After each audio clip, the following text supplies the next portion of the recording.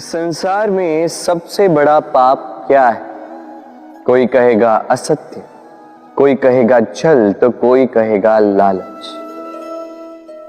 नहीं, संसार में सबसे बड़ा पाप है नारी का असम्मान, नारी का मान भंग करना। क्योंकि ये अपराध केवल नारी के शरीर को ही नहीं, उसके मन और उसके आत्मा पर भी प्रहार करती है। फिर प्रश्न ये उठते हैं कि जिसने भी ये अपराध किया है उसे दंड क्या दिया जाए? फिर कोई कहता है शारीरिक पीड़ा, कोई कहता है मृत्युदंड। किंतु इस अपराध का दंड निश्चित करने से पूर्व क्या ये जानना महत्वपूर्ण नहीं है कि अपराधी है कौन? अब आप कहेंगे कि सरल सी बात है, वही पुरुष जिसने स्त्री का मान भंग किया। किंतु क्या ये पूर्णतः सत्य है? क्या स्वयं के अपमान के लिए, स्वयं के सम्मान को खोने के लिए कभी कभी नारी स्वयं उत्तरदायी नहीं हो सकती? सोच के देखिए, सम्मान खोने से बचने के लिए पहले सम्मान की सीमा पर दृष्टि रखना आवश्यक है। रावण सीता का हरण इसलिए कर पाया क्योंकि सीता ने भोलेपन के कारण रावण का उस सीमा को लांघना सरल कर दी। किंतु अशोक वाटिका में उसी सीता को रावण स्पर्श तक नहीं कर पाया क्योंकि उसने रावण और उसके मध्य में तिनके की एक छोटी सी दीवार बना दी थी। जीवन में ना कहना सीखें। यदि कोई आपके सम्मान की सीमा को पार करने का प्रयास करे तो उसे वही रोकना सीखें। आपके ऊपर उठे पहले हाथ को, पहले कटाक्ष को वही रोक देना सीखें। फिर किसी पुरुष में साहस नहीं कि वो पुनः आपका अपमान करने का प्रयास भी कर सके, क्योंकि नारी जननी आराध्य है। तो स्वयं को निर्बल मानकर आप अपराधी ना बने। राधे राधे। इस कमल के पुष्प को देख रहे हैं? इसकी एक विशेष बात है, जल स्तर कितना भी बढ़ जाए ये पुष्प सदैव जल सतह के ऊपर ही रहेगा। और इसका कारण है इसकी ये नाक। जैसे जैसे जल स्तर बढ़ता है वैसे वैसे ये नाल भी बढ़ती और इस पुष्प को जल सतह के ऊपर रखती। किंतु जब जल स्तर घटता है ये नाल घट नहीं पाती और फिर स्वयं के साथ ही इस पुष्प का भी विनाश कर देती। मनुष्य के साथ भी यही होता है। जैसे जैसे मनुष्य समृद्ध होता जाता है वैसे वैसे उसका जीवन स्तर बढ़ता जाता है, उसकी अपेक्षाएं, उसकी आवश्यकताएं बढ़ती जाती। किंतु जब संपन्नता घटने लगी उसकी आवश्यकताएं कम नहीं हो पाती और फिर इसी कमल की भांति मनुष्य भी टूट जाता है। तो फिर क्या करें? क्या किया जाए इस परिस्थिति में? जीवन स्तर बढ़ाना छोड़ दे? कदापि नहीं। किंतु जीवन स्तर बढ़ाने के साथ साथ ही अपनी आत्मशक्ति को सुदृढ़ करें। संकट का समय आने पर आप अपना जीवन कैसे व्यतीत करेंगे इसका अभ्यास करें, क्योंकि जीवन स्तर और जल स्तर तो घटते बढ़ते रहेंगे। ये आप पर निर्भर करता है कि आप इन दोनों के बीच का तालमेल कैसे सुनिश्चित करते हैं। राधे राधे। इस हीरे को देख रहे हैं आप? लाखों करोड़ों वर्षों तक धरती के गर्भ में रहने के पश्चात ये इतना कठोर बनता है। किंतु जब खान से निकाला जाता है कोयले की ही भांति होता है, श्वेत, कठोर, निस्तेज। किंतु जब इसे तराशा जाता है तब इसे तेज प्राप्त होता है और तब ये अपना मूल्य बढ़ाता है। संसार में मनुष्य के साथ भी यही होता है। मनुष्य की बुद्धि, मेधा, अनुभव उन वर्षों के कारण नहीं बढ़ती, जो वर्ष हमने हमारे जीवन में व्यतीत किए, बल्कि उन क्षणों से निखरती है जब हमने कठिनाइयों का सामना किया, चुनौतियों का सामना किया, संकटों का सामना किया, छल और पीड़ा से।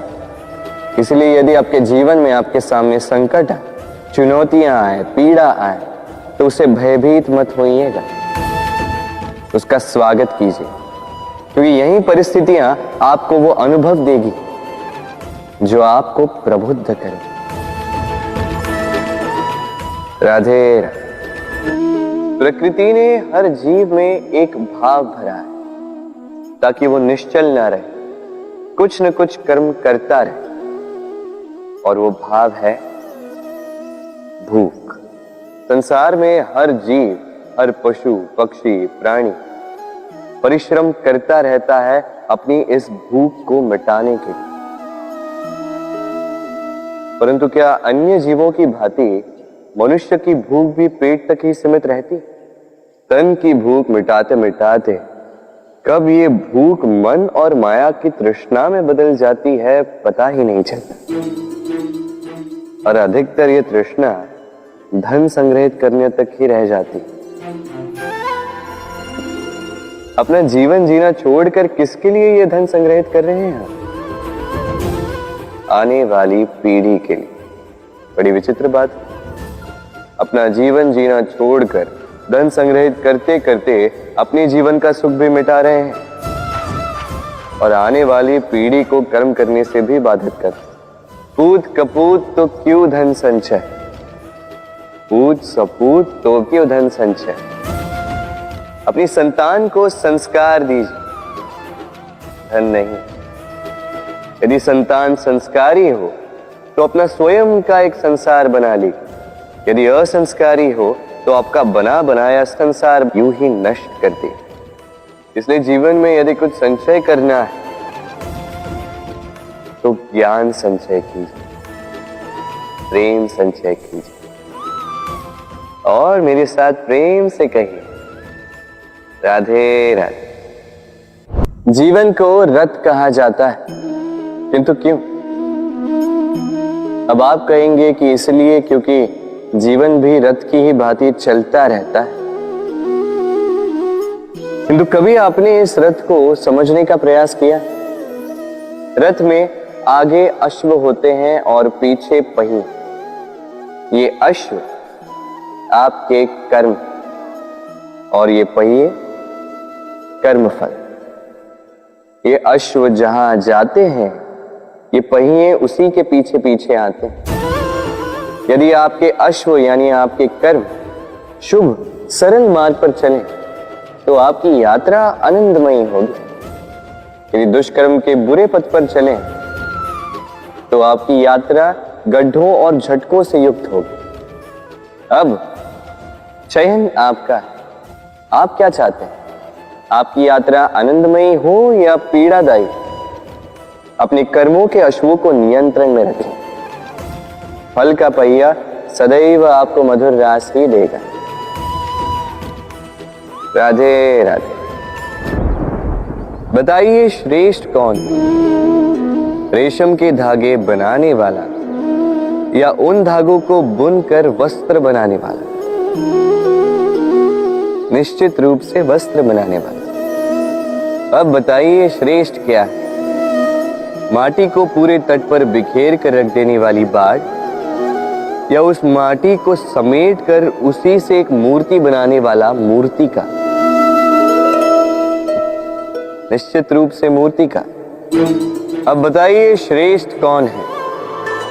देवताओं और दानवों का वो दल जिन्हें अमृत प्राप्ति के लिए इस संसार में हलाहल फैला दिया, या वो महादेव जिन्होंने इस हलाहल को सूक्ष्म करके अपने कंठ में समाहित कर लिया?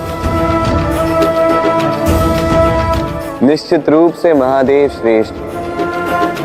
इसी प्रकार संसार में छोटी छोटी बातों को बड़ा करने वाले श्रेष्ठ नहीं होते, क्योंकि छोटी छोटी नोकझोंकों को द्वंद्व में परिवर्तित करना बड़ा ही सरल है। किंतु श्रेष्ठ सदैव वो होता है जो बड़े से बड़े युद्ध को समझौता बनाकर समाप्त कर दे।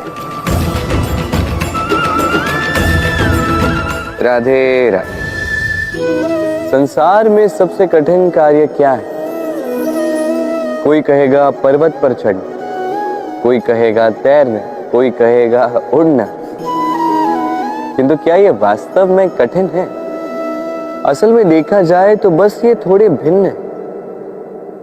जो कर्म हमारे लिए करना थोड़े भिन्न हो, हम उसे कठिन समझ लेते हैं। जैसे तैरने की कला भिन्न है, पर्वत चढ़ने की कला भिन्न है, उड़ने की कला भिन्न है। जैसे कि कुछ लोग गणित और विज्ञान को कठिन समझ लेते हैं, तो वास्तव में ये बस साहित्य से थोड़े भिन्न है, कठिन नहीं।